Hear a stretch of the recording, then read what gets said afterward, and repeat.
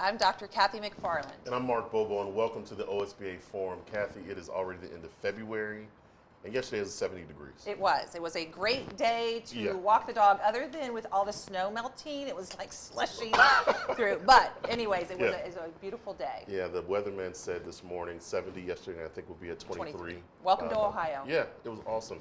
We just got back from Dallas. We did. At the OSBA National Conference. How was your experience? It was great. I went to a couple learning sessions, big sessions on AI, about the future of our artificial intelligence, not only in education but in the workforce. And then a really intriguing session on, unfortunately, the shortage of teachers and what we can do about getting teachers into the industry and then retaining the teachers that we have. So some really great information that we will be sharing with our members as we move through the next couple weeks. You know, when I was in Dallas, had the opportunity to talk about leadership, and yes, you presented. I did. They let me say a few words. Yes, I got some good feedback. He did well. It was a good room, but it was so interesting as you're talking to people how they look at the lens of leadership from various perspectives. And what I took away from it is every leader has the capability to move people and move the dial. They just have to have the efficacy to do that. So it was a good time in Dallas. And then last night, we were some friends at Ross Pike ESC, and they were talking about that same subject.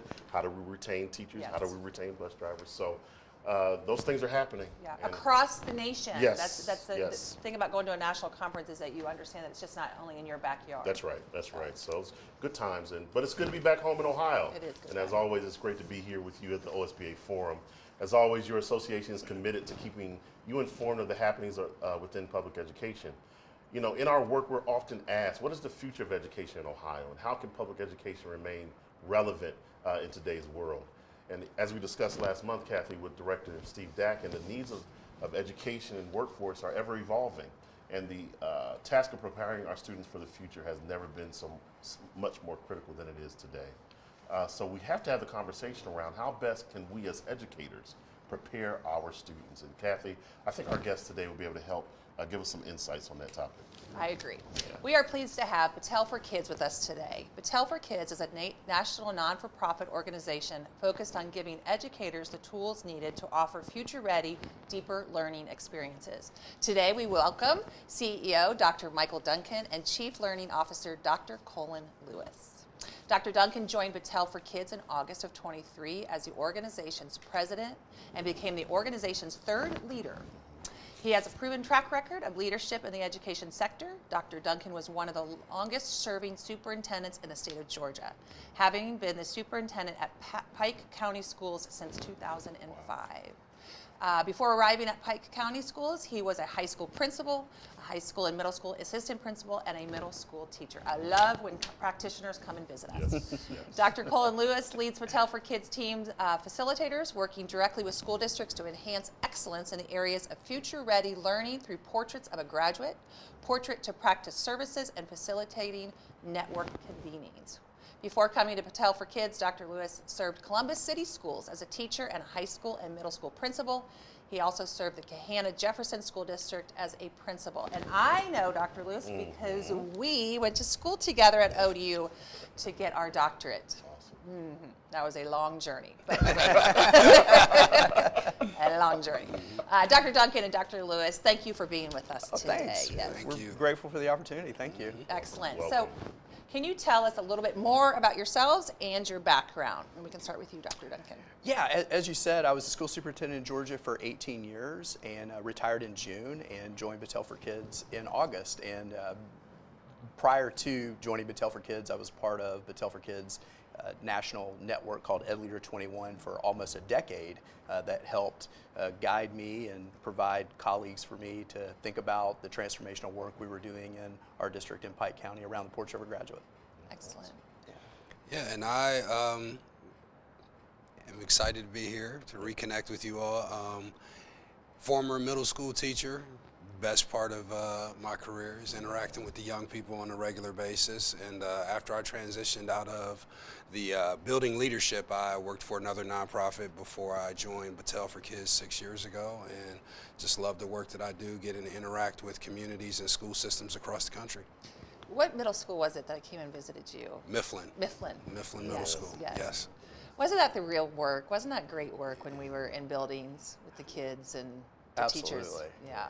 Yeah, I think once you're a middle school teacher, you kind of carry that with you for the rest of your Yeah, life. right. Yes, Yeah. absolutely. Yeah. You know, Kathy said we appreciate having practitioners here. So let's kind of get into the meat of it. What does the data suggest about the relationship between school and workforce readiness? What is the data saying to us? The two things that we've been reading a lot is from the World Economic Forum and from McKinsey and Company, and they've issued several reports the last couple years with some really startling data. Employers around the country, 60% are citing that there's a skills gap with even entry-level positions. So we find that to be very interesting. There's also saying that more than 60% of current workers will have to upskill and reskill by the end of the decade. And so I think those have some real implications for what we're doing in K-12 as we're preparing young people for a future that we're really not sure, especially with your comments about artificial intelligence. Things are moving at such a rapid pace. But our employers are already identifying that there's a skills gap. Interestingly enough, we talk a lot about literacy and numeracy, but even the Congressional Research Office says that we need to continue to be focused on literacy and numeracy, absolutely, because that's fundamental and foundational. But employers aren't citing a basic reading and numeracy gap. What they're focusing on is what we often find in our portraits of a graduate, which are durable skills, mindsets, and dispositions that are lacking not only in the current workforce, but in young people entering the workforce. So there's some really startling data. And we understand that there's this huge transition now to, even by the end of the decade, some reports are saying that 50% of all employees will be gig workers or independent contractors. And so, there's a huge question for K-12 is our learning environments creating the knowledge, skills, mindsets, dispositions for people to be their own boss. Yeah. And so we know that's where this is heading. So there's some really startling and troubling data that's out there just with the current state of the workforce. Labor participation rates, by some accounts, are the lowest since 1971, especially among young men between the ages of 18 and 24 that are not in the workforce. And so we have some really serious issues, and we oftentimes in public education want to talk about engagement as the key. But a good friend of mine who is a clinical psychologist says we need to stop talking about engagement and start talking about motivation. Right. I will say from the national conference, they listed the skills that the workforce, those in the workforce, are looking for: emotional intelligence, collaboration, soft skills, flexibility, adaptability. And their question is what we're doing in the schoolhouse aligning with the skills they're actually looking for in the workforce? So that's interesting. Yeah, so if I might, I think there is a disconnect between what the workforce is looking for and what's happening in the schoolhouse, because I think the schoolhouse experience is driven, in some instances, exclusively by content and not by the additional development of those other skills, such as communication, creativity, collaboration, communication, adaptability, and all of those things. And so I think the opportunity in K-12 comes in the form of purposefully integrating those durable skills into the content area so as to provide an experience that prepares students to be future ready. So Now, hold on, I want to interrupt you. Now, and before you go, all of us sitting here are practitioners. That theoretically sounds great. Practically, in a classroom, it's hard to do those things, right? To get the content, to do all of these things that the workforce would like our students to do. So I just want to give a shout out to the teachers out there who are preparing kiddos for assessments, but being told, hey, make sure that you thread this into your lesson. Absolutely right.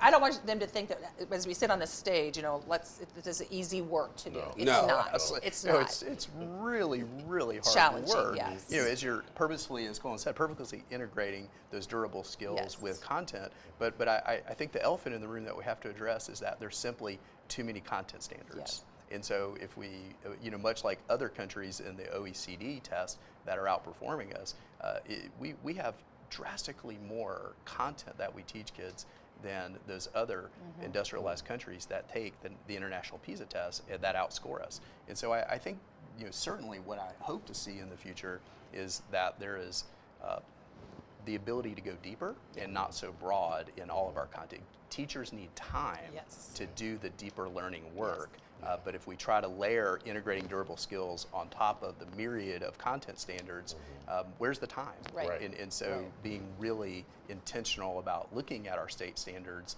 and thinking about those key conceptual underpinnings that are foundational to understanding the habits of mind of that discipline is something that's going to need to happen to be able to transfer to a more deeper learning, transferable, career-connected learning environment. And I would just add on top of that, that I think there's an opportunity for school systems and communities to expand their definition of success.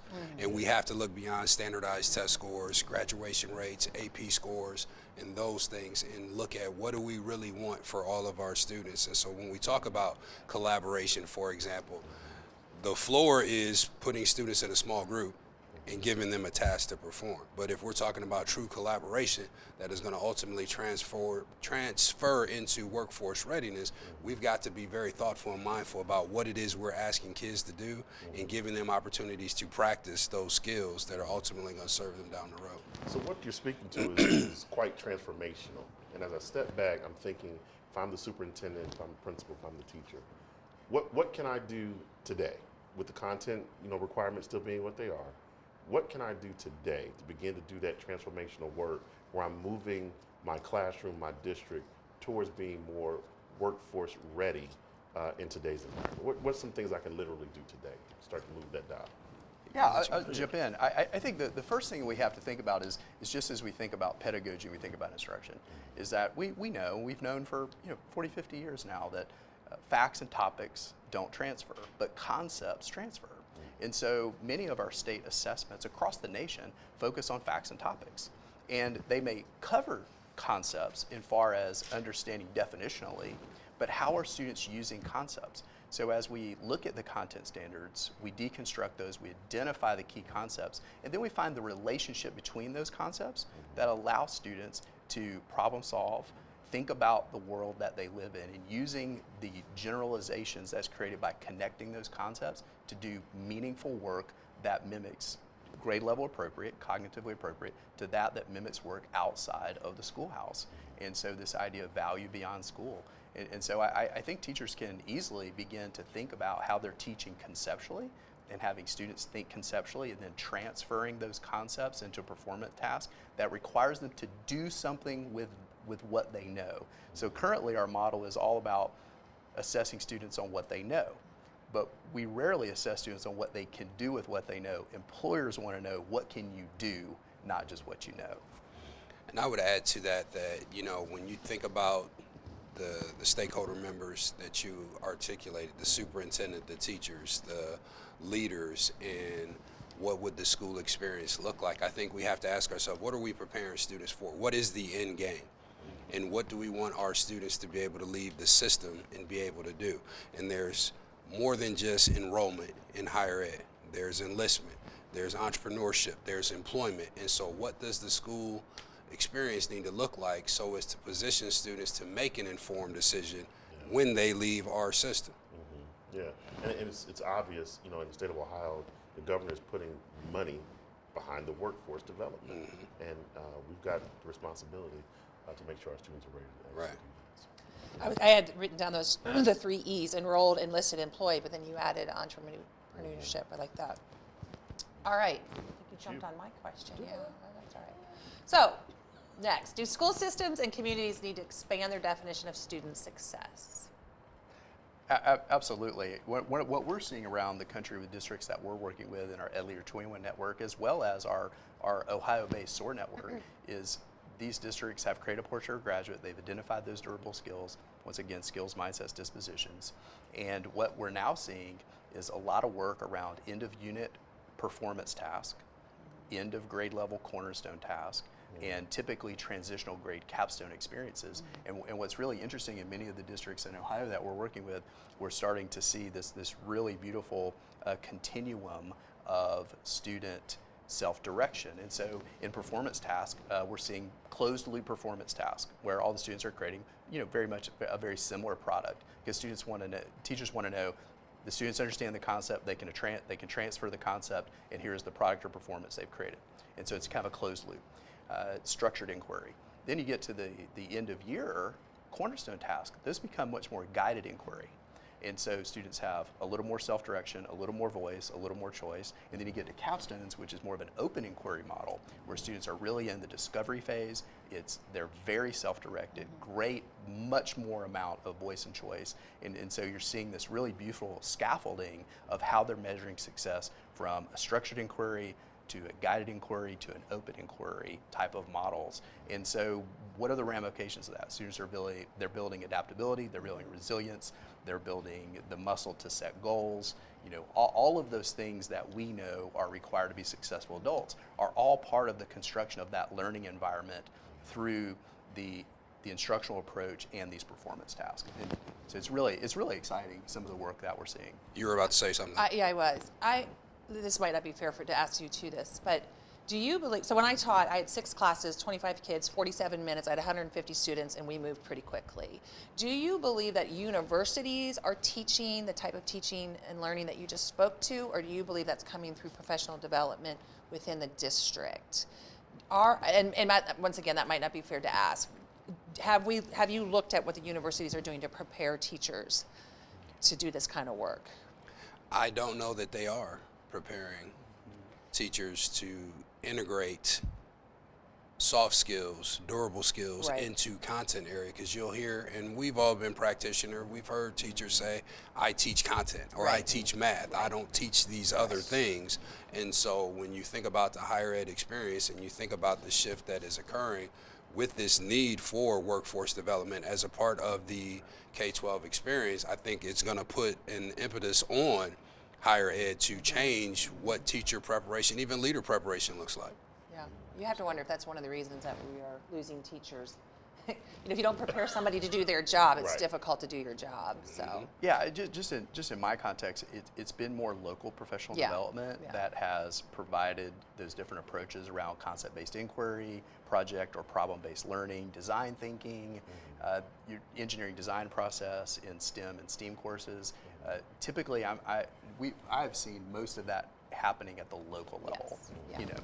Well, I'd like you to expand more on mindsets and dispositions. When you use that terminology, what exactly are you saying in the context of a classroom? Oh man, that's a tricky question. That's a good one. Well, I would say, for example, adaptability, right? I mean, you know, that's a skill. I'm trying to think of a good mindset. You know, a lot of times we talk about academic mindsets, and you know, the research is really clear about what academic mindsets are. You know, I belong in this learning environment. If I work hard, I can accomplish the work. You know, and there's 4 or 5 research-based academic mindsets just around students understanding their personal identity in the learning environment. And a lot of times, you know, we start to talk about dispositions or mindsets or identity, and people, you know, kind of start to get weird. But we do want students to say, I'm a good writer, or I'm good at math, or I'm good at analyzing historical events and making hypotheses about the future, or whatever. Or that I can use failure as an opportunity to learn and iterate and innovate. You know, and what does that look like, and what kind of disposition do I approach that failure with? And do I come with an innovator's mindset? I think the challenging thing is, and I just spent a couple of days with some juniors and seniors, it's not the system that they live in. They need their grades, they need a grade point average, especially if they're going to go on to secondary post-education. And so I think we're asking them to do all of the great things that you just mentioned, but we're also putting them in a system where, because I asked them, I said, what stresses you out? And they said, I got to get a good grade. And it wasn't really about the learning. And here's the thing though, but you asked the question. And I think when we go back to your question about expanding the definition of success, we got to ask all of the stakeholders, what are we trying to prepare kids for? Because if you ask kids, they'll give you the answer. And then it's on you to do something with that answer. And so kids are conditioned to play this game of school where they know, based on what message is being sent at home or in the school day, you have to get that score. And that score is going to translate into you being able to do these other things. And so we have to say, what else is it besides a score that's going to lead to you being a success, to lead to you not being stressed out, because we know that there are social emotional challenges that come with this. Yeah, and I think that goes right back to this idea of engagement versus motivation. You can be very engaged, but you can be very compliant while you're engaged. But motivation, What motivates us? Well, things that bring us joy and things that have current or future value. Those are the things that motivate us, and that we're going to engage in those things. So it's interesting to me. Once again, I had a friend that said something that was very profound the other day, who's a clinical psychologist, does a lot of work in executive functioning. She said, "It amazes me when teachers are surprised that students are not excited to achieve their goals." It's the teacher's goals. It's not the student's goals. And we wonder why students aren't motivated and engaged to achieve the teacher's goals or the school's goals or the district's goals, right? And so how do we begin to create learning environments where student autonomy and student voice and student choice is honored? And once again, not an every day, all day, right? But where are there opportunities throughout the year to allow students to be curious, to engage in discovery around something that's interesting to them? And that's where we build those skills that are going to tie back to employability. That's where we learn from failure. That's where we set goals. That's where we build resiliency. You can't build resiliency unless you engage failure, but we have almost manufactured or designed failure out of the system. But failure is necessary to build resilience, and resilience is necessary to have hope. And that's what we want, is we want to have hopeful children and hopeful communities. And so many of these things can be addressed by just rethinking the learning environment. And once again, it doesn't have to be a revolution and a radical change, but where are there opportunities throughout the year to allow students to be curious, to allow kids just to simply be kids? With Battelle for Kids being a national nonprofit company, you all are traveling the country quite a bit. What are you all seeing as far as success stories in regards to student re-engagement and motivation? Where are you all seeing success in that across the country? Well, you were talking about student success, but I want to chime in just real quick on teacher success. And one of the things we've done some very informal data collection, very informal polling, and the districts that have implemented Portrait, the districts that have gone deep in transforming to a deeper learning design, once again, that purposeful integration of rigorous academic content and durable skills to products and performances that have value beyond school, it's the teachers. There's not a teacher shortage in those districts. And that has been really interesting to me. And once again, you may say, okay, well, these are probably wealthy, affluent suburban districts. No, they're not. They span the spectrum.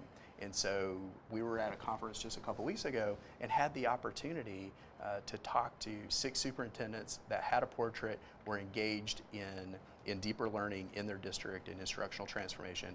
And we asked them, do you have a teacher shortage? What's your attrition? And they're like, no, we're good.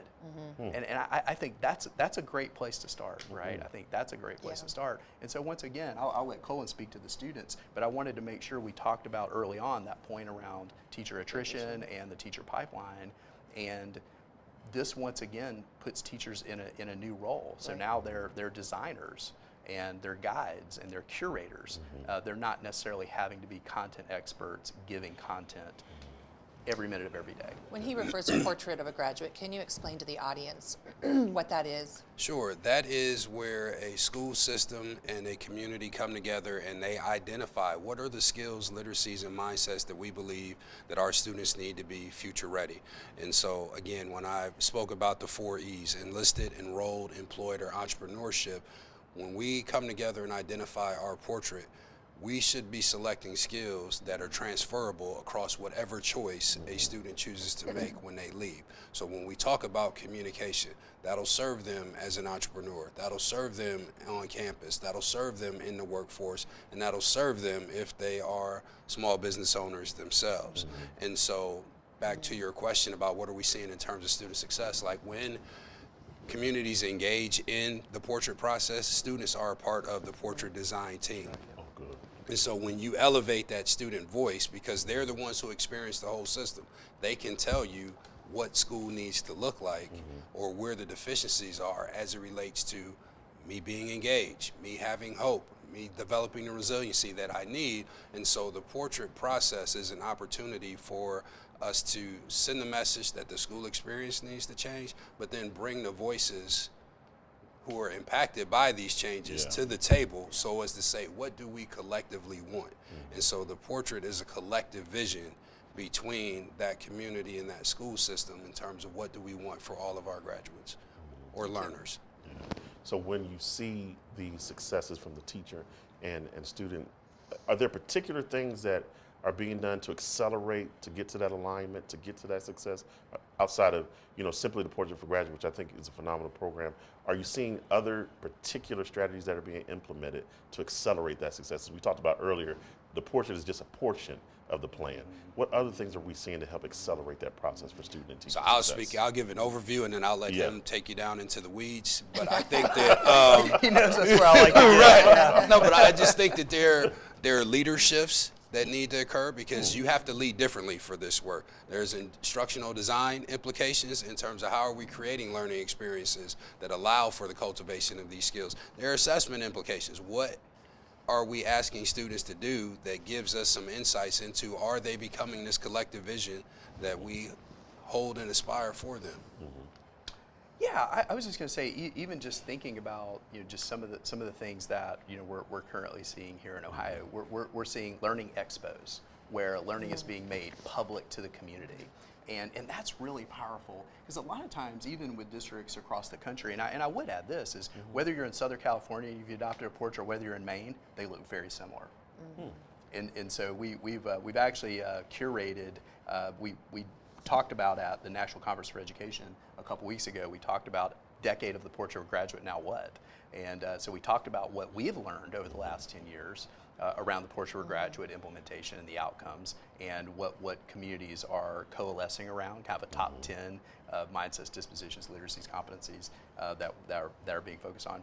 But I would say one of the biggest things that I've seen that is really propelling districts forward is they often have a community event where they adopt the portrait, but then a lot of communities don't continue to co-create and co-construct with parents and with the community as they think about what the implications for that instructional redesign is going to look like, what is assessment redesign going to look like, what is the schedule, what is the calendar, and so making sure that the portrait isn't the only co-creation collaborative event, but that we're getting and elevating those voices of students, parents, community members all along the journey as that Portrait of a Graduate becomes that lever to think about all the different grammar of schooling that must be changed. And so a friend and I, we had identified at one point like 10 significant shifts that can occur because of the Portrait of a Graduate. And thinking about the way that it changes how you budget, how you staff in professional development, how you think about courses, how you think about course schedules, how you think about your calendar, how you think about your technology. And so we really love the portrait as that lever that begins to transform the way we think about school differently. And I don't think that you don't have to have a formal process. You should be talking to your communities, your teachers, your students, and really coming up with that strategic plan. And like you said, and making sure that it's just not a one and done, right? That you're embedding it in the decision making of, I always say, show me your budget and I'll show you what's important to you, where you're putting your resources. So, Kathy, I would like to just mention one thing. Yeah. That even for communities that are watching this that don't have a portrait, right. We know that there are two fundamental competencies that are embedded in every state standards, and that's critical thinking and communication. We know those are embedded K-12 across the board, and so we know those are competencies that are already deeply embedded in the standards. Start with those. Just start with thinking about one thing that I always love to do, especially with principals, is say next time you're in the lunchroom, or you're in the workroom, or you're at a faculty meeting, or you're walking down the halls, just ask 5 teachers to define critical thinking, and see how many different definitions of critical thinking you get. And if we haven't coalesced around exactly what we mean by it, then how can we design for it if we all have a different definition of it? And so I think that is another piece of, even if you don't have a portrait, but you want to begin to think about how you engage in deeper learning and transfer of learning, is think about, well, what is critical thinking? How do we define it? Let's define it. Let's create a rubric around it. And same thing with communication. That is an easy place to start to build that muscle of designing learning for transfer. And I would also add that, when you come together and engage in this discussion, one starting point might be, what is the system doing as it relates to the student experience. Because we know systems produce the results that they are designed to. Yeah, and we also know that school as it is currently being deployed doesn't work for everyone. And so when we begin this conversation about what do we want, we got to ask ourselves what's happening with the system. You know, and although there are different variations of what student success look like, we also have to understand that is the system giving us a false positive as it relates to students being successful.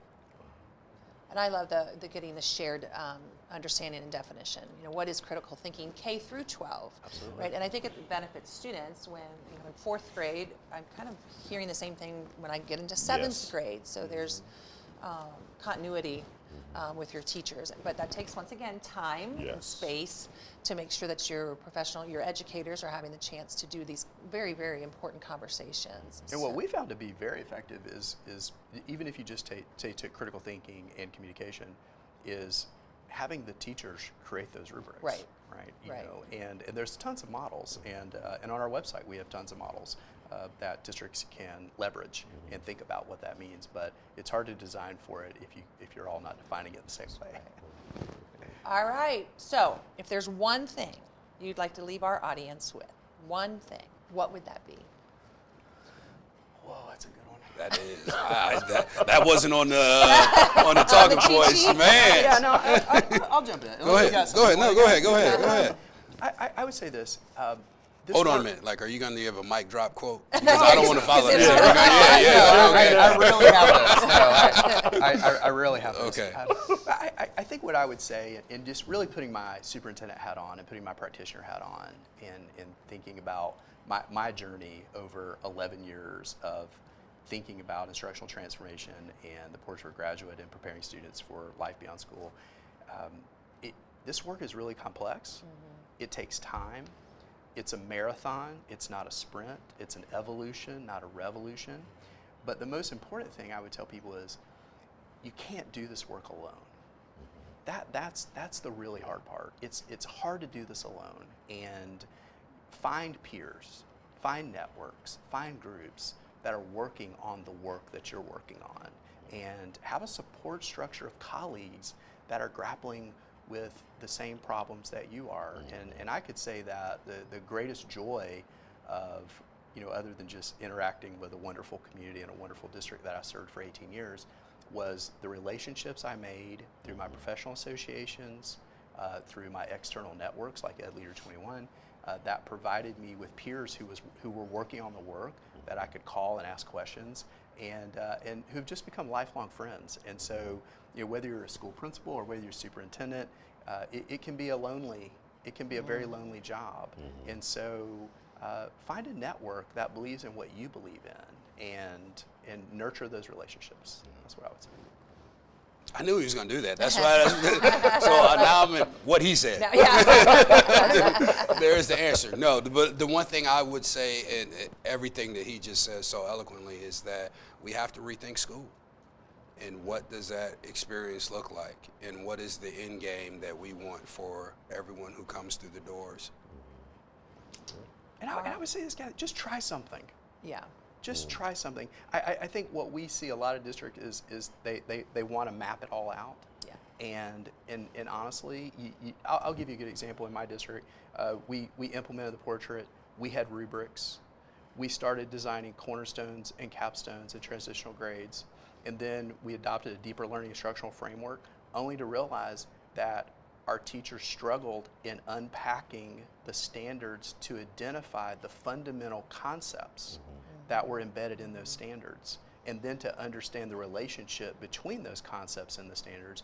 So we had to call a timeout and back up for almost 18 months and do that work. And so it's not a linear, it's not a linear process. It's very messy, but just try something, do something, and that will uncover something, and then do something else and it will uncover something. And so I would just say, hey, just get started. Just, whether, and there's a lot of places to start. You certainly, we would love everyone to start with a portrait because we've seen how successful that is. You could start with end of unit performance task. You could start with a project-based learning initiative. You could do a learning expo. There's so many ways just to begin the work and just try something and let that uncover your next steps.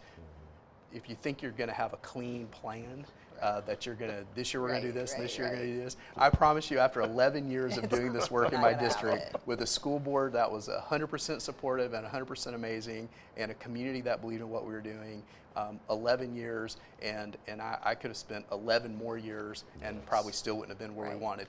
But once again, it's not a destination, it's a journey, and we know that every single year the outcomes for students were better and better and better every single year. And there's always this idea that if we start focusing on durable skills and we start focusing on performance tasks, that the standardized test scores are going to decrease.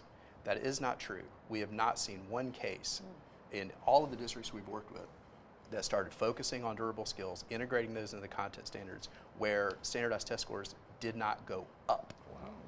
And so I think that's really important that we just name that and say that out loud. Always like to tell my folks, we can walk and chew gum at the same time. We can teach the content standards and we can integrate durable skills at the same time. I love that when somebody comes and says, I want to do something. Just do something. Just do do something. something. Yeah. Just move forward. Yeah. Dr. Duncan, Dr. Lewis, thank you so much for joining us today. It was good. This is very good. That's because, you know why? Because we're talking to practitioners. Yeah. Have you ever noticed how... Definitely a different conversation. Yes, right. No, the information that was shared today, we leave hopeful and motivated. Our kids are going to succeed, and I believe you've given us tools today to help our membership begin on that track. We're going to try something, we're going to do something, and we're going to uncover some things. So thank you all for being here today, Kathy. Another great conversation. Absolutely. I mean, it just proved how important board members, teachers, admin, how important the adults are to the success of our students. When adults get better, students benefit. Awesome.